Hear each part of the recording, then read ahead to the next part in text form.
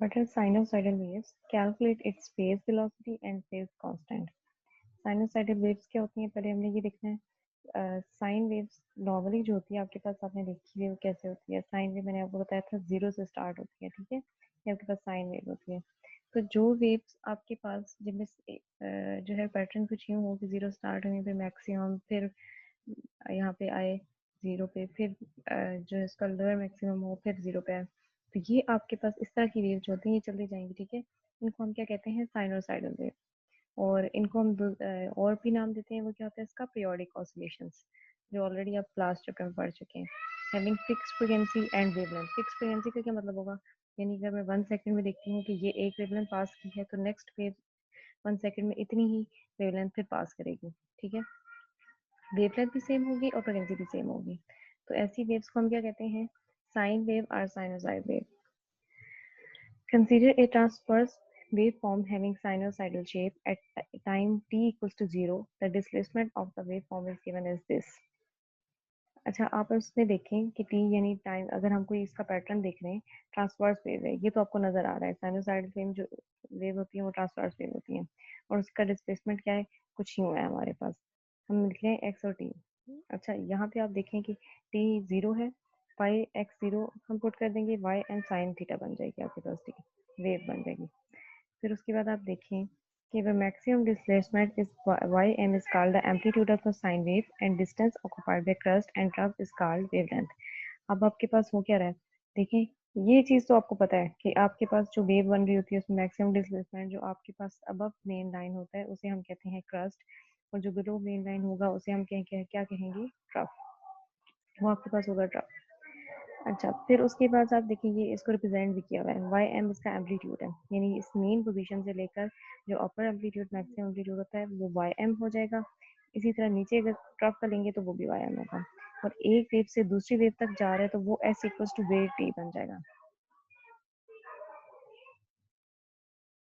इसमें फिर आप देखें कि आपके पास होगा क्या, एक वेवलेंथ डिस्टेंस, यानी एक वेव हम के साथ आपके पास दूसरा वेव हम जो हो रहा है वो क्या है आपके पास, वो S equals to V T है, ठीक है। यानी यहाँ ये एक पीक से दूसरी पीक तक अगर डिस्टेंस देखेंगे तो आपके पास S equals to V T बन जाएगा। और ये अगेन आपके पास ये होती है। अच्छा, एक वेवलेंथ जो है, क्लास में भी मैंने आपको बताया था कि एक क्रस्ट और एक ट्रफ आ रहा हो तो वो एक कंप्लीट वेवलेंथ होता है, ठीक है। या फिर आप ये कह सकते हैं कि एक क्रस्ट की पीक से दूसरी क्रस्ट की पीक तक का जो डिस्टेंस होता है उसे भी क्या कहते हैं, वन वेवलेंथ।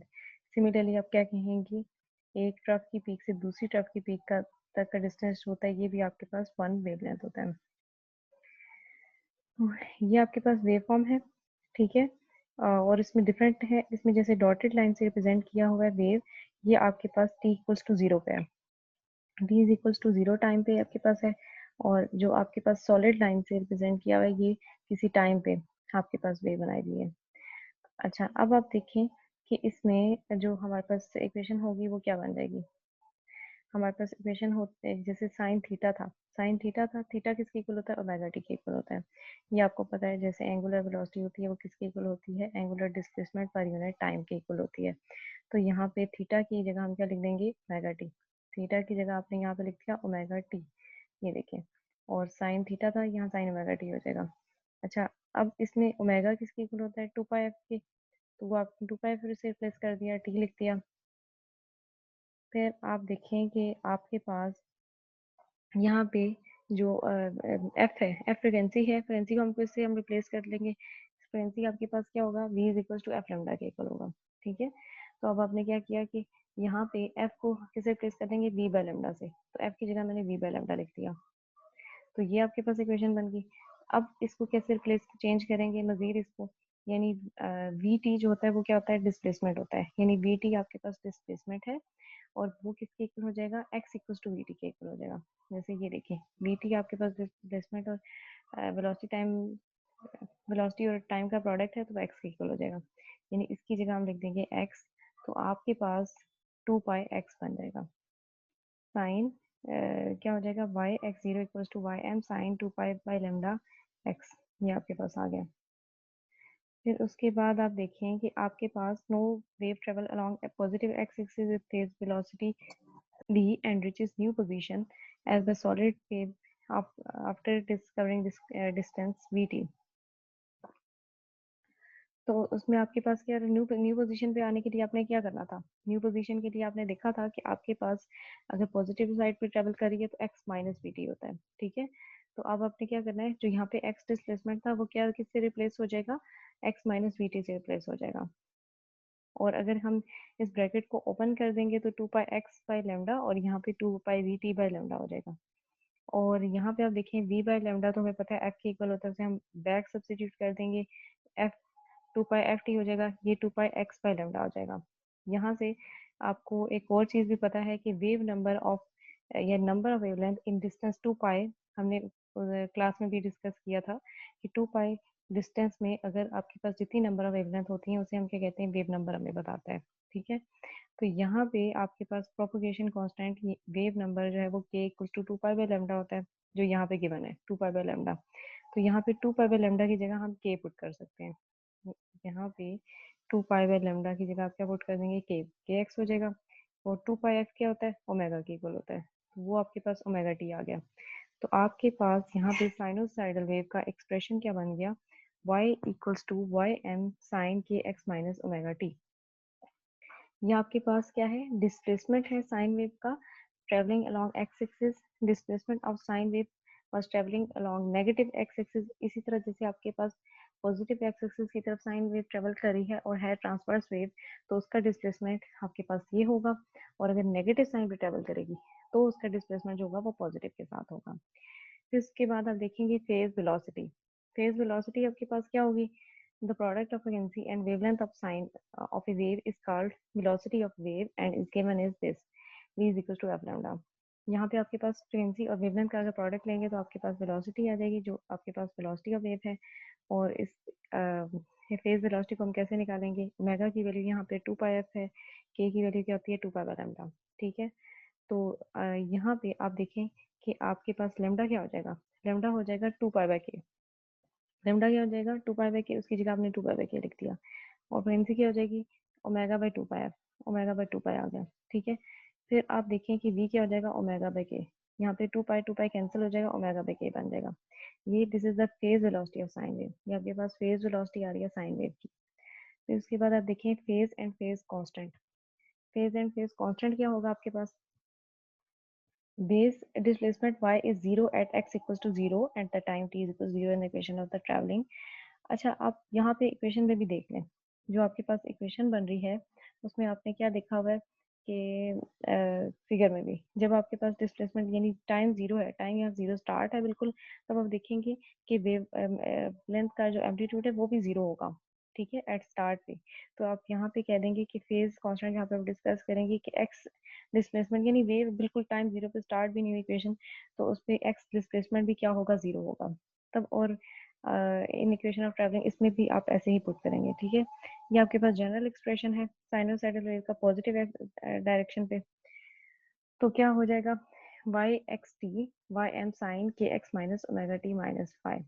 यानी दो वेव के बीच, जैसे अभी आपके पास एक डॉटेड लाइन से रिप्रेजेंट की हुई है, जैसे एक अगर आप देख लेना वेव, तो एक डॉटेड लाइन से जब t इक्वल टू जीरो पे है और एक आपके पास कौन सी है, जब टाइम कुछ ना कुछ टाइम है वो सॉलिड से। तो इन दोनों वेव के बीच में आप देखेंगे कि फेज डिफरेंस क्या है। फेज डिफरेंस के लिए हमने क्या किया है कि उसमें जब पॉजिटिव साइड पे ट्रेवल कर रही होगी तो -5 से हम इसे की टर्म बीच में ले आएंगे, ये आपके पास फेज ऑफ वेव होगा। Two waves having phase difference of integral multiple of 2 pi are called in phase. जिन वेव के बीच में 2 पाई का फेज डिफरेंस होगा, जैसे मैंने आपको क्लास में बताया था कि कुछ वेव होती हैं उनके बीच में क्या होता है 90 का कैसे होगा, जैसे एक वेव आपके पास यहाँ से स्टार्ट हो रही है, सेकेंड वेव अगर हम बात करें तो वो यहाँ से स्टार्ट हो रही होगी, ठीक है। अभी देखें ये 90 पे है, ये वाली आपके 0 पे है, तो इनमें 90 का डिफरेंस आ रहा होता है, ठीक है।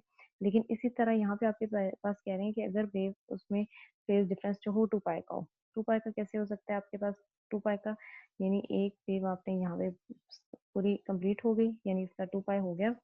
और फिर उसके बाद नेक्स्ट वेव जो है वो उसके बाद स्टार्ट हो रही है, ठीक है। अब नेक्स्ट वेव यहाँ से स्टार्ट हो रही है, नेक्स्ट वेव यहाँ से स्टार्ट हो रही होगी, और ये जो ब्लू वाली है ये क्या करेगी, ये भी आगे बढ़ती जाएगी ना। तो ये भी यहाँ से आगे कर रही होगी। लेकिन ये जो ब्लू वाली है ये पहले से स्टार्ट हुई है, कितना पहले स्टार्ट हुई है, 2 पाई। तो आप यहाँ पे रेड वाली वेव से ब्लू वाली वेव का कितना फेज डिफरेंस हुआ, 2 पाई डिफरेंस हुआ। तो जब आपके पास कोई भी वेव हो और उनके बीच में फेज डिफरेंस 2 पाई का हो तो आप उसे क्या कहेंगे कि वो क्या है, इन फेज है। ठीक है। और जिनमें आपके पास ऑड में आ जाए, odd multiple of pi, odd multiple of pi क्या हो सकता है, जिसमें आप कह सकते हैं पाई/2। ठीक है। और फिर उसके बाद आप क्या कह सकते हैं, या फिर आप कह सकते हैं कि जो है 2 पाई के बजाय पाई, सिंपल पाई के साथ ऑड जो फिगर वो मल्टीप्लाई करते रहेंगे, तो वो आपके पास हमेशा क्या रहेंगी, आउट ऑफ फेज रहेंगी। यहाँ पे एंगल फाई जो है ये आपके पास एक्चुअली क्या है, फेज कांस्टेंट है। Phase constant does not affect the shape of the wave. Phase constant यानी कि आपके पास जो फेज डिफरेंस आ भी रहा है ना, और वो शेप में इफेक्ट नहीं करेगा, शेप वही साइनोसाइडल वेव वाली फॉर्म ही रहेगी। The corresponding wave is a head of wave describe a similar equation having pi equals to 0 when phase constant is positive. It means wave having phase constant plus positive lead the wave with phase constant pi equals to 0. ये तो खैर आपको बता रहे हैं कि दो wave का अगर आप कंपैरिजन करेंगे तो कैसे होगा। ट्रांसवर्स वेलोसिटी आप देख लें क्या होगी आपके पास, जैसे वाई डिस्प्लेसमेंट आपके पास ये है, इसका इसी डिस्प्लेसमेंट एम्पलीट्यूड था, और इसका अगर with respect to time derivative लेंगे तो आपके पास वेलोसिटी आ जाएगी जिसे हम ट्रांसवर्स वेलोसिटी कहेंगे। ठीक है, ये इन्होंने लिख लिया यहाँ पे। और इसी वेलोसिटी को आपने क्या करना है, अगर अगेन इसका डेरिवेटिव लेंगे इसी वेलोसिटी का, तो वो आपके पास एक्सेलरेशन आ जाएगी जो आपके पास यहाँ पे आ गई। फिर उसके बाद आपके पास ग्रुप वेलोसिटी क्या है, group velocity D omega by D T D के होती है आपके पास ग्रुप वेलोसिटी। और ग्रुप वेलोसिटी आपको किस चीज़ के बारे में बताती है इंफॉर्मेशन और एनर्जी और information travel in real way with group speed. तो वो आपको बताएगी कि आपके पास कितनी एनर्जी जो है वो ट्रेवल, या उस वेव के बारे में इंफॉर्मेशन की ग्रुप की फॉर्म में वेव जब ट्रेवल हुई है तो आपके पास है। फिर उसके बाद आपके पास dispersion, shape of sinusoidal wave changes when it travels through a medium, the pulse of wave spread out और डिस्पर्सेस। अच्छा, डिस्पर्शन में क्या कह रहे हैं, यानी एक मीडियम से दूसरे मीडियम में जब वेव जाए, जैसे मैंने आपको ग्लास स्लैब का कहा था कि एक मीडियम से जाती है, उसमें ग्लास स्लैब आपने ऑलरेडी पढ़ रखा है, जिसमें आपने देखा है कि एक वेव आ रही है आपके पास, उसको सीधा सीधा जाना चाहिए ना, लेकिन मीडियम की वजह से क्या करती है, नॉर्मल की तरफ को बेंड कर जाएगी, फिर जब मीडियम से बाहर जाएगी तो आउट हो जाएगी। इस तरह वेव ने अपना जो है वो पैटर्न चेंज किया है।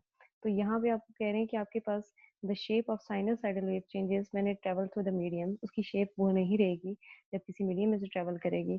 Pulse of wave spread out और डिस्पर्सिव, तब वो स्प्रेड हो जाएगी या डिस्पर्स हो जाएगी।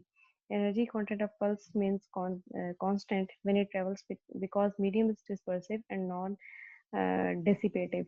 मीडियम के अंदर से जाते हुए वेव तो डिस्टर्ब हो जाएगी, लेकिन उसकी एनर्जी जो है वो कांस्टेंट ही रहेगी, क्योंकि मीडियम जो है वो डिस्पर्सिव नहीं है। मीडियम जो है वो डिस्पर्सिव है, लेकिन डेसिपेटिव नहीं है कि एनर्जी को वेस्ट कर दे। अब डेसिपेटिव का क्या मतलब होगा, डेसिपेटिव क्या होता है आपके पास, डेसिपेटिव कोई ऐसी चीज होगी जैसे फ्रिक्शन की टर्म आ जाए, रेजिस्टेंस की टर्म आ जाए, जिसमें आपके पास जो भी वेव जा रही है वो खत्म होना शुरू हो जाए। तो मीडियम आपके पास डेसिपेटिव नहीं है, डिस्पर्सिव है, जिसमें वेव जो है वो किसी दूसरे मीडियम से ट्रेवल करते हुए उस स्पीड से नहीं जाएगी। और दूसरे मीडियम में ट्रेवल करते हुए ऐसा क्यों होता है, या उसकी शेप चेंज हो जाएगी। और उसकी शेप क्यों चेंज होती है, उसकी शेप इसलिए चेंज होती है क्योंकि वो डिपेंड करता है मीडियम के अंदर के स्ट्रक्चर पे। और आपको पता है हर चीज का एक मीडियम होता है, जैसे एयर है, एयर में मॉलिक्यूल्स क्या होंगे, दूर दूर होंगे। अब अगर मैं ग्लास स्लैब की वजह से बात करती हूँ तो मैं कहती हूँ कि उसके अंदर जो है वो जरा क्लोज क्लोज मॉलिक्यूल्स हो सकते हैं, उसका इंटरनल स्ट्रक्चर डिफरेंट हो सकता है, यहाँ पे डिफरेंट स्ट्रक्चर हो सकता है। तो तब उसके अंदर से वेव जाते हुए अपना जो है वो शेप चेंज कर सकती है। The periodic wave is the sum of series of sinusoidal wave of different frequency. जो आपके पास पीरियोडिक वेव होती है उसमें क्या करते हैं आप, सम ऑफ सीरीज ऑफ, अब एक वेव नहीं आ रही होती, एक्चुअली हम स्टडी ऐसे करते हैं कि साइनोसाइडल वेव है, एक को स्टडी करते हैं फिर बताते हैं कि आपके पास ये पैटर्न होगा। ठीक है, तो वो आपके पास एक्चुअली सम ऑफ सीरीज हो रही होती है। The speed of propagation of periodic wave in real medium depend upon frequency of particular content, depend करता है आपके पास फ्रीक्वेंसी क्या है। Each component wave of periodic wave travel with its own unique speed. The phase relationship of components may change when periodic wave travel. It means waveform changes as periodic wave travel. तो actually आपके पास हो क्या रहा है, कह रहे हैं कि फेज रिलेशनशिप ऑफ कंपोनेंट्स में change, phase relationship actually change हो रहा होता है। ठीक है, पीरियोडिक वेव्स में, जिसकी वजह से आप कह सकते हैं कि आपके पास डिस्पर्शन होगी। फ्रीक्वेंसी सेम रह रही होती है, लेकिन फेज चेंज आपके पास हो होता है, जिसकी वजह से आपके पास होगा all component wave travel with the same speed in non-dispersive medium and keeps its shapes. The light waves in vacuum are perfectly non-dispersive. Dispersion of light wave in real medium is responsible for the colored spectrum of rainbow. अच्छा, ये बड़ी अच्छी example उन्होंने साथ आपको बता दी कि जितनी भी वेव्स होती हैं वो कहते हैं नॉन डिस्पर्सिव मीडियम में। नॉन डिस्पर्सिव मीडियम में तो एक जैसी स्पीड होगी, उसमें कोई फर्क नहीं आएगा, ठीक है।